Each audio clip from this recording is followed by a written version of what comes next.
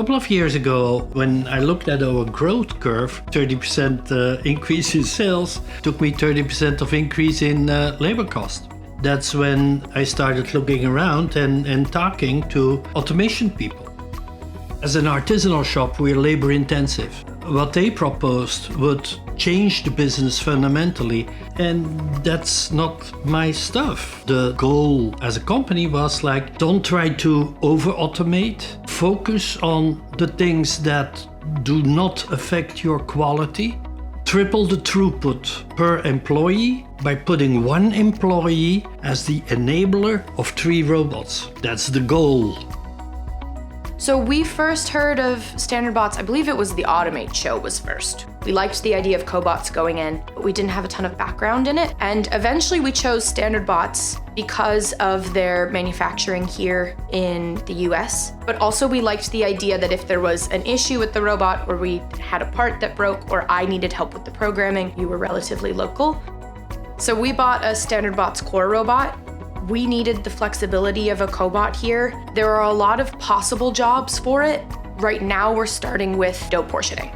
Our real goal is to stay as artisanal as we can. The whole idea is there's parts of a process that make something truly artisanal and make a good product, and there's parts that don't matter. Portioning is one of those parts that it doesn't matter who portions it. The quality doesn't change and our standards of it don't change, but the way to get from A to B, we can very easily have a robot be doing it instead of having a person be doing it.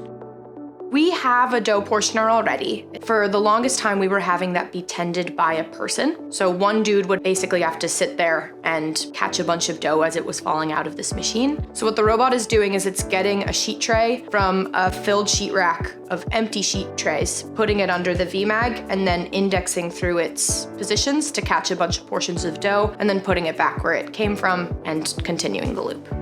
We don't have a ton of footprint, so that's where the cobot for us really came in, is it's just a smaller space that we can take up, and when it's done with job one, we can move it and it can do something else.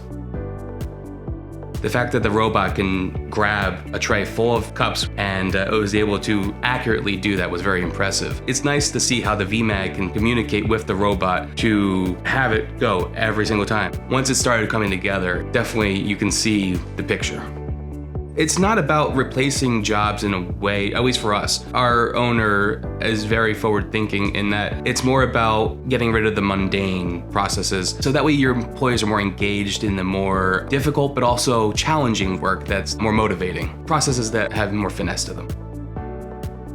Biggest success so far I've seen with the robot is I can essentially fill the portioner up with dough and I can walk away, which is great. Working with a robot that has a lot of components already integrated. Standard Bots has camera capabilities, AI capabilities, all this stuff already part of the package helps a lot because there's less individual things that you need to essentially figure out and find yourself in order to do this if you don't want to go with an integrator. Also, the control box on Standard Bots, I don't need to run with a PLC, I can just run with what we have. So if you're trying to do it yourself to a degree, I think Standard Bots is a great place to start versus some of the bigger manufacturers that really just sell you the arm and everything else you either have to pay for separately or figure out yourself. You don't need to be a robotics expert or even really a mechanical engineer in order to get this robot to work for you. It's nice to see an owner who wants to grow, and this definitely seems like a great opportunity to do that. We give ourselves 3 or 4 years to get through the 7 robots I dream of. We'll see if we can make that happen.